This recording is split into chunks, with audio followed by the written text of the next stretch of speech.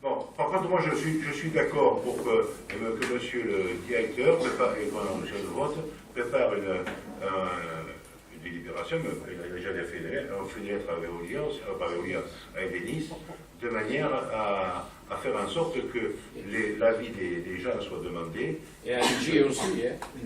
NG pour les gaz pas. NG aussi. Et que l'avis soit demandé, que le président puisse choisir, accepter ou refuser la pose d'un compteur communicant, et en même temps demander à Enedis et NJ d'adresser à la commune et aux résidents de la commune les coordonnées précises des personnes qui pourraient contacter pour pouvoir valider la méthode pour que l'acceptation ou le refus soit enregistré. Voilà. On est bien d'accord. Est-ce que la commune accompagnera les plaisances? Si on est là ce soir, excusez-moi, on n'a pas le droit de parler. Si je suis là ce soir, si je fais cette proposition, c'est que la commune accompagnera. Bon. Merci. Question technique, est-ce que ces anciens compteurs se feront toujours dans 5, 10, 15 ou 20 ans? On ne sera pas fatalement obligé d'aller sur les nouveaux compteurs. Ils ont une durée de vie de 60 ans. Une durée de vie de 50 ans, je crois. Oui, enfin, ça prend l'eau, ça s'abîme. Vous savez, excusez-moi, vous savez, si jamais demain, il y avait la possibilité la pression qui est exercée en France, la possibilité de choisir d'avoir ou pas le compteur, et en particulier ceux qui l'ont chez eux à l'intérieur de leur propriété, je vous dirais que je pense qu'il y aura des gens qui monteront une usine ou une entreprise pour faire des compteurs, pour les vendre, pour continuer à les vendre. Je suis persuadé. D'ailleurs, ceux qui les faisaient jusqu'à maintenant, et qui aujourd'hui peut-être sont en perdition, peut-être qu'ils seraient amenés à relancer la machine pour poser des compteurs. Bon, est-ce que sur le principe vous êtes d'accord ou pas? Alors on va passer au vote. Non, mais non, c'est vous qui prenez la décision de faire un vote. Est-ce que vous êtes d'accord pour qu'on dépose cette motion? Je viens de vous lire, c'est sur ce principe-là. Vous prenez le choix de laisser le choix pour que l'on soit. J'ai pas vu à l'ordre du jour, la motion. Monsieur Béard. Mais la motion n'est pas peut-être à l'ordre du jour, monsieur. Non, mais le minimum, c'est quand même qu'elle soit présentée en lecture aux votants. C'est exactement la même chose que la dernière fois qu'on a voté, qu'on a déjà voté. Monsieur Le Gay a voté contre d'ailleurs. Bon, mais c'est la même chose que nous avons de voter ce soir, avec le fait de rajouter simplement, d'adresser à la commune et aux citoyens de la commune les coordonnées précises d'un contact et la méthode pour que l'acceptation et le refus soient enregistrés auprès des Nice et NJ. Je reprends ce que j'ai déjà dit la dernière fois, pas ce sujet-là, mais au sujet d'autre chose, et ce que j'ai dit en CCSD. Il y a des délibérations, c'est pas compliqué d'envoyer le courrier 48 heures avant pour qu'on ait le temps de réfléchir, de donner des propositions d'amendement. On l'avait fait la dernière fois sur cette motion-là. Pourquoi proposer au vote en séance et en plus sans le texte quelque chose? Non, moi je suis désolé, dans le process, je suis contre ce process et donc je vais m'abstenir de voter sur ce process. Par principe et non pas sur le contenu. Et j'en suis très désolé parce que j'aimerais bien qu'il y ait un débat sur le contenu et pas sur le principe d'amener comme ça, à la va-vite, une proposition de motion qu'on n'a même pas eu le temps de lire et qu'on ne peut même pas lire même en salle. Vous savez, je pense que donc, voilà, c'est juste ça que je veux dire. Il n'y aura pas de débat puisqu'on n'a pas de texte, on ne va pas prendre un débat sur quelque chose Monsieur Harvier, de factuel. vous savez, monsieur Harvier, je crois que dans cette affaire-là, du compteur, il y a certains qui pensent que ça peut être dangereux. D'autres pensent que ce n'est pas forcément dangereux, mais plus que un chargeur de téléphone. D'autres pensent qu'avec ça, on va pouvoir nous exploser. D'autres pensent les espionner. D'autres pensent qu'au contraire, on va mieux pouvoir maîtriser notre consommation. D'autres pensent qu'il vaudrait mieux que je garde mon compteur technique. D'autres, je veux le compteur électrique. Ça veut dire tout simplement, ce que je demande, si c'est simple, et on n'a pas besoin d'un grand cahier des charges, c'est donner la liberté à chacun de pouvoir choisir. Mais ça, on l'a voté, monsieur Muller. Ça a été voté au conseil municipal de la dernière fois. Non, la seule chose qu'on rajoute là qui est importante, la seule chose qu'on rajoute là qui est importante, c'est de demander, nous, mairie, à ENI, CNJ, d'adresser à la commune et aux citoyens de la commune les coordonnées, nous on le fera passer par le site, les coordonnées précises d'un contact, adresse email, ou la méthode pour que l'acceptation ou le refus soit enregistrée par les décisions. Je répète ce que je viens de dire, et c'est important. Je suis d'accord sur le principe de ce que vous venez de dire, mais sur le principe du vote que nous nous imposez sans le texte, je ne suis pas d'accord, parce que si on commence ça, on va finir par voter. On n'est pas une chambre de délibération, de validation. Lapsus. Oui. Justement, le conseil municipal doit délibérer avant de voter. Aujourd'hui, on ne peut pas délibérer avec les faits et les pièces. On devrait être informé des sujets sur lesquels on vote. Et je dis encore une fois, je l'ai dit en premier, c'est bien dommage parce que sur le principe, je suis d'accord, il faut informer, il faut que les gens aient le droit de se choisir dans leur libre choix, il ne faut pas qu'on leur impose, et il faut aussi qu'on puisse avoir les contacts, les coordonnées des gens vers qui se tourner quand on a une difficulté ou une inquiétude. Donc, je suis pour le contenu de la motion proposée verbalement, mais par principe, je ne voterai pas une motion orale. On ne vote que des textes. Vous nous imposez de présenter nos questions diverses 48 heures à l'avance. On ne les met pas au vote quand on les présente trop tard. Eh bien, idem. Monsieur Barbier, ce que je vous proposerai, je vais être conciliant. Je vous propose de faire une chose, c'est, on a, nous, le texte qu'on doit envoyer, le dernier texte qu'on a voté, où on a amendé compagnie, où on va envoyer ce texte, plus je vais demander au directeur de cabinet de préparer une lettre où il va poser la question à ENI CNJ de nous adresser à la commune les coordonnées précises d'un contact, etc. Donc on aura des choses. Et au mois de septembre, on montrait que c'était quand même de volonté on reprendra. Mais entre-temps, pendant les congés, on aura envoyé la lettre et tout, les considérants dedans. Très bien. Voilà. Tout Entendu. Monsieur le maire, je vous permets. J'en prie. 30 secondes. Ayant été moi-même élu dans ce conseil, je me souviens quand même, et ça s'est perpétué, qu'il a été inscrit des questions qui n'étaient pas prévues à l'ordre du jour. Ce que nous faisons aujourd'hui par notre présence, c'est de demander, et vous l'avez bien expliqué, une confirmation, s'il vous plaît. J'ai demandé, je suis pas sûr, j'ai demandé, je lui laisse la parole. J'ai le droit, quand même, Oui. Bon. Oui, mais il a beaucoup la parole et on n'a toujours pas fait les questions. Mais on va les faire, on ne pas. Peut-être qu'on n'aimerait pas, on aimerait s'en aller avant ça. Hein. Non, mais bah oui, je suis désolée. Vous êtes élu, vous n'êtes pas élu, donc ça passe après. Normalement, je suis désolée. Gardons notre calme. Je garde mon calme. Donc, ce que je voulais dire, c'est que comme ça n'est pas la première fois la question, la seule truc, c'est que comme nous sommes venus aujourd'hui, c'est pour lire le texte de la motion que nous avons remis dans les délais. Après que monsieur le maire ait décidé qu'il interviendrait sur cette question pendant les débats, c'est pas nous qui décidons. Par contre, M. Berthélémy est prêt à vous lire, si vous avez l'oreille attentive et respectueuse, de 239 signatures de Plaisance qui ont apprécié vos interventions déjà au précédent conseil. Allons-y. Je crois qu'on arrête là, monsieur, vous n'avez plus la parole, monsieur. Par contre, je remarque que vous avez meilleure mémoire que monsieur Barbier et moi, puisqu'on a oublié pas mal de choses. Ce soir, on se souvient plus de certaines réunions, l'une comme l'autre, et vous avez laissé cette mémoire sur la façon dont c'est passé. Enfin, je voudrais simplement préciser que j'ai toujours refusé de voter un texte qui nous est présenté en séance. Souvenez-vous, et vous ne trouverez jamais un texte qu'on a présenté en séance que nous avons voté, en tout cas, personnellement, je n'ai jamais voté par machine, et je continue. Et là, on n'est même pas dans cette situation, puisque c'est même pas un texte. Écoutez, c'est oral. Donc, voilà. J'ai arrêté la discussion, j'ai trouvé un compromis. Voilà. Et le compromis me satisfait. Okay. Bon, je vais commencer par la dernière, nuisance liée à l'occupation illicite des espaces publics par les gens du voyage. Nous souhaiterions poser des questions factuelles sur les raisons pour lesquelles les alentours du lac Soula, de détente, de loisirs, d'activités sportives et de jeux se voient régulièrement squattés par les caravanes des gens de voyage. convient-il de faire pour éviter cela? Que faites-vous, monsieur Escola, pour remédier à telle chose? Que disent les tests? Quels sont les moyens légaux à notre disposition?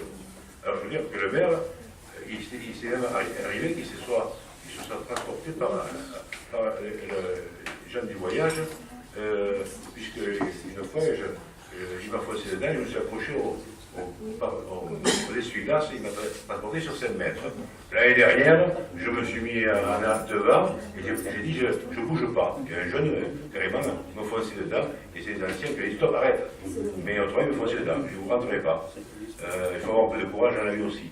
La question de fond, il faut savoir quand même que nous avons à Plaisance, pour vous donner la démarche, nous avons à Plaisance mis en place, je dirais, parce qu'à la demande du préfet, la communauté de police, la communauté qui était concernée, c'est place qui a fait. Nous avions mis en place une aire pour accueillir les passages des grands passages. Des grands passages à côté des autres collines, où nous avions mis l'eau, etc. Par contre, et ça c'était la demande du préfet qui nous avait donné des dates, il fallait qu'on accueille telle équipe, et surtout les évangélistes. Mais il faut se dire que certains y ont été, juste avant d'ailleurs les rencontres européennes des compagnons, mais que finalement, ces terres-là ne leur plaît pas. Ils préfèrent être au bord du lac à Londres plutôt que là-bas. Alors, il faut savoir qu'on a essayé, quand on était se mettre juste à côté de la station d'épuration, là, j'y étais aussi, j'ai failli me faire rentrer dans le chou comme d'habitude, et ils ont déplacé les bornes, on en a mis les plus grosses, mais ils sont rentrés quand même. Il faut savoir que la semaine dernière, peut-être vous avez un mauvais maire, c'est possible. Mais la semaine dernière, je les ai vus à Frouzès, sur tout le terrain de sport, mais envahi le terrain de sport la semaine dernière par les gens du voyage. J'ai vu, ou d'autres ont vu à ma place, que le lac, encore hier ou avant-hier, de Tournefeuille, le lac, était envahi par des gens du voyage. Le long de la Ramée, c'est envahi par des gens du voyage. Donc, c'est pas qu'à Plaisance que ça se passe. Et donc, par contre, ce qu'on fait, et en plus, je vous dis une chose, je devrais couper la télévision. La télévision, le préfet ne m'entende pas. Normalement, pour pouvoir que le préfet intervienne, comme il est intervenu, par exemple, à côté de la préfecture, à côté de la station d'épuration, il faut être en règle au niveau maintenant de l'intercommunalité. Nous sommes en règle au niveau de la commune, puisque nous avons l'aire commune à Efrozès, mais nous n'avons pas l'aire entre la Salvetat et les Devins qui doit se faire dans les prochains mois qui arrivent. Si n'était pas tout à fait d'accord sur le terrain au départ. Donc, même si le préfet pourrait nous laisser à demeure sans rien faire, dans la mesure où nous ne sommes pas en règle sur l'ensemble de la communauté de communes. La communauté de communes, il y a un vice-président, me semble-t-il, qui est en charge des gens du voyage, monsieur. Comment Daudet, c'est ça? Et qu'est-ce qu'il fait depuis le début alors? Mais non, mais ils se sont mis d'accord, mais en fait, attendez, ils se sont mis d'accord maintenant avec les maires pour que ça soit un endroit où Daudet avait défini que ça serait quand il était maire. Monsieur Ardériu n'était pas plus d'accord, et maintenant il est à nouveau d'accord. Bon, vous regarderez, c'est comme ça que ça se passe. Bon. Alors, ça c'est le côté, si vous voulez, la situation. Donc je pense qu'on n'est pas les seuls concernés par les gens du voyage. Soit le préfet ordonne, mais je vous dis dans des conditions bien précises, il est obligé de le faire, l'expulsion des gens du voyage, je vous dirais qu'il le fait rarement, pour une simple raison. Il sait pertinemment, la seconde procédure, c'est ce qu'on fait, c'est chaque fois on prend un huissier, on fait le relevé de toutes les caravanes, et ensuite on le met au tribunal, pas l'avocat, grande instance. Et à ce moment-là, on a 15, au bout de 15 jours, ils savent qu'ils ont au moins 15 jours, voire 3 semaines, avant qu'il y ait une réponse du tribunal. La réponse du tribunal, généralement, leur demande de partir. Mais on a eu, il y a 1 an ou 2 ans, au niveau du tribunal, un juge qui, par exemple, voulait qu'ils partent comme pour les... C'est assez considérable. Un juge avait dit carrément, attendez, ils ont les mêmes droits que toute personne, et par conséquent, l'expulsion pour les travailleurs d'hiver, on devrait pouvoir les expulser qu'à partir du mois de mars. Donc jusqu'au mois de mars, ils pourraient rester où ils sont. Ah oui, c'était quand ils étaient à côté des tennis, en bas, sur le goudron. Donc, voilà la situation. Aujourd'hui, nous avons, ils savent pertinemment que s'il n'y a pas de mesure d'expulsion par le préfet, ils ont facilement au moins 15 jours par semaine, où que ce soit, et ça coûte à la collectivité au moins 3 000 € chaque fois. Et pour toutes les collectivités. Et il faut savoir que depuis 2 ans, puisqu'on a eu la préfecture, l'année dernière, ça avait presque doublé le nombre de passages par rapport à 2016, en 2017, le nombre de passages avait doublé sur la métropole toulousaine, notre zone, par rapport à 2017.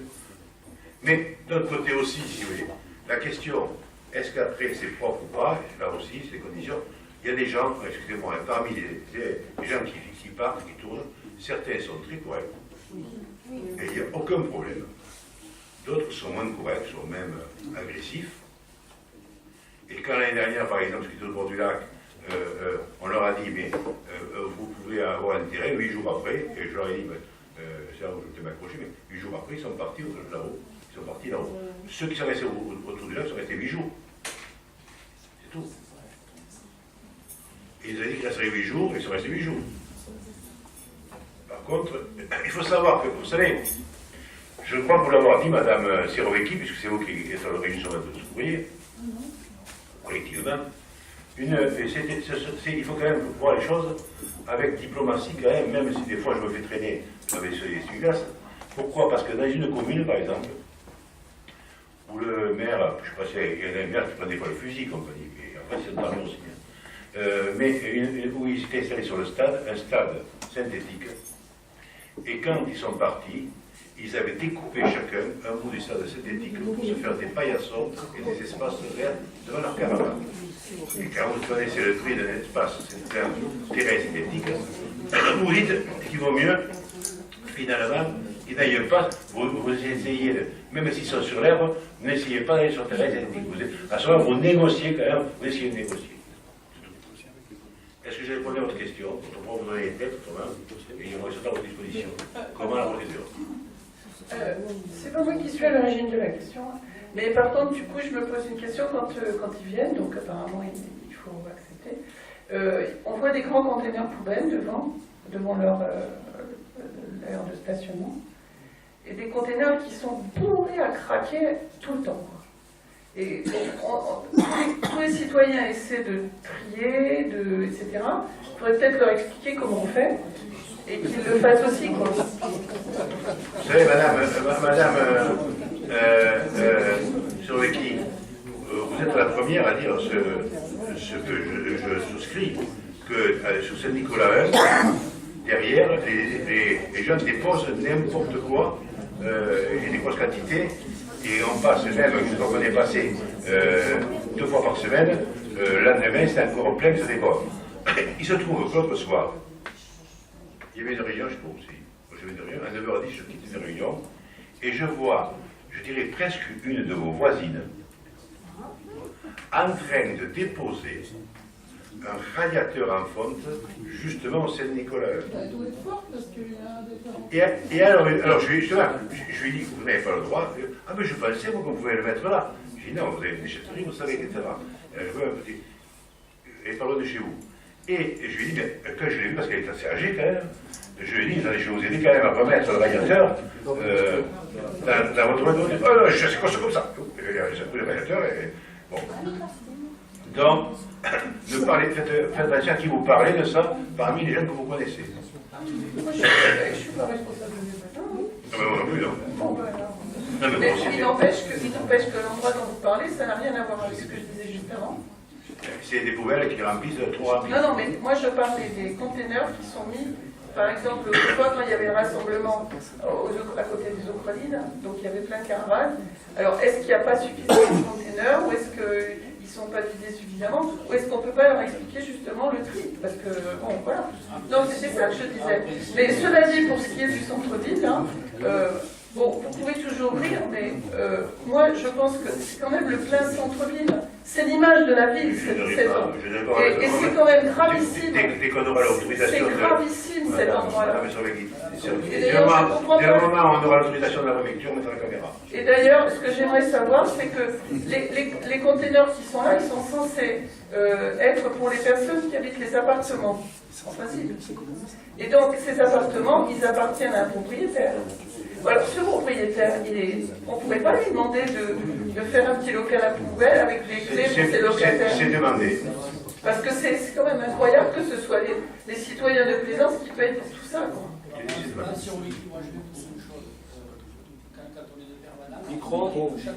Micro.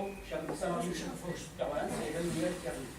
Donc je les rencontre et je crois que mes collègues font la même chose.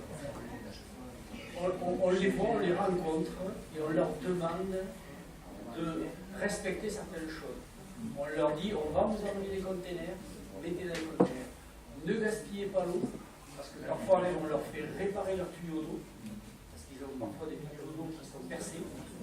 On leur demande de réparer le tuyau, on les a même aidés à réparer le tuyau. On leur a demandé de ne pas se brancher n'importe comment, on leur a même fait venir l'aider pour les brancher, parce que les branchements étaient dangereux.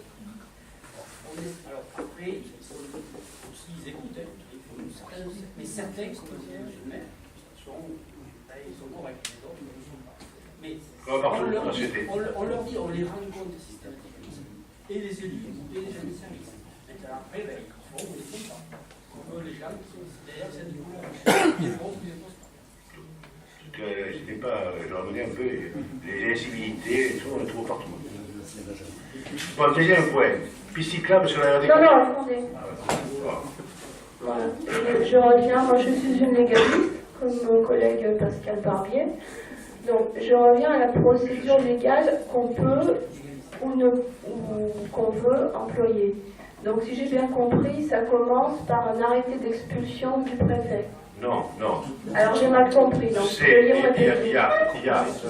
il y a d'abord constatation, il faut faire passer l'huissier. Un huissier qui va relever ces cas. Nous, après, on prévient à ce moment un avocat, ce qu'il avait. Parallèlement, on fait une démarche auprès du préfet pour lui demander de pouvoir les expulser, en pensant que peut-être on pourra y arriver avant. Bon, mais le préfet a fait 2 fois l'expulsion, je crois, en l'espace de 10 heures. Mais il y avait trop longtemps, le préfet ne prend pas l'arrêté. Pourquoi il ne prend pas l'arrêté? Parce qu'aujourd'hui, soyons clairs, vu tous les gens du voyage qui sont autour, et tous les gens du passage qui sont là, s'ils sont pendant 15 jours ici, ils vont 15 jours à l'autre commune, 15 jours à l'autre commune, dans différentes communes. Si on arrive à les faire partir pour 3 jours, il faudrait presque un escadron de gendarmerie pour les faire partir de là, pour les ramener. Et il faudrait un escadron de gendarmerie du mois de mai jusqu'au mois de septembre pour les déplacer. Donc finalement, ça arrange bien tout le monde, excusez-moi, qui reste 15 jours à un endroit, puis 15 jours dans un autre, et finalement de laisser faire, sachant que vous devez savoir systématiquement. Parce qu'ils ont peur quand même d'avoir des répercussions au niveau de la justice. Moi, je trouve qu'il faudrait systématiquement user des moyens légaux. Puisqu'on fait, mais systématiquement, j'utilise. Donc, systématiquement, vous sollicitez le préfet pour demander l'expulsion. Mais ça, on sait pertinemment. Non, mais je sais, mais j'aime comment est pas, vous savez, j'aime bien. On le fait systématiquement, mais si vous voulez, si on attendait que ça, on aurait une chance sur 1000, ou sur 100, plutôt, sur 100, c'est-à-dire une fois tous les 10 ans, peut-être que ça réussisse. Par contre, ce qu'il faut faire systématiquement, et c'est ça où ça se cherche, c'est justement, parallèlement, prendre un huissier et prendre un avocat pour être sûr que dans les 15 jours, il s'en va. Parce que là, ce qui s'est passé récemment, vous l'avez dit, vous l'avez évoqué, c'est que vous aviez essayé de mettre en place, ce qui est très bien, des rochers, enfin des choses lourdes, Et il y a eu utilisation d'engins divers de chantier. Donc c'est vrai que quand on compare l'attitude de ces personnes, qui ont peut-être leur raison, ça j'entreferai pas là-dedans, et quand on compare l'attitude d'un citoyen lambda à qui on va dire vous devez respecter la loi, vous devez respecter la propriété d'autrui, on a quand même l'impression qu'il y a 2 poids et 2 mesures, et vous comprenez que je ne pense pas me faire l'écho de quelque chose d'anormal. Vous comprenez que les gens sont choqués. Alors après, si ça coûte 3 000 €, peut-être que ça vaut le coup d'essayer à l'usure aussi bien. Oui, je sais, ça fait rire certains. Mais les moyens légaux, parfois, il faut les répéter. Mais on le fait systématiquement. C'est ce qu'on essaie de l'expliquer depuis un quart d'heure. On fait chaque fois qu'un groupe s'installe, on met le passer d'ici le lendemain et on lance une procédure. Et je vous dis, ça nous coûte 3 000 € chaque fois. Parallèlement, on fait une lettre au préfet pour dire le monument de caractère d'expulsion. Le préfet se fait aussi. Alors, dans ma tête, 2 fois ou 3 fois, il a fait. Quel que soit le préfet. Il va falloir peut-être améliorer nos relations. Je pensais qu'elles étaient très bonnes avec le préfet Maillot. Ça n'a rien à voir.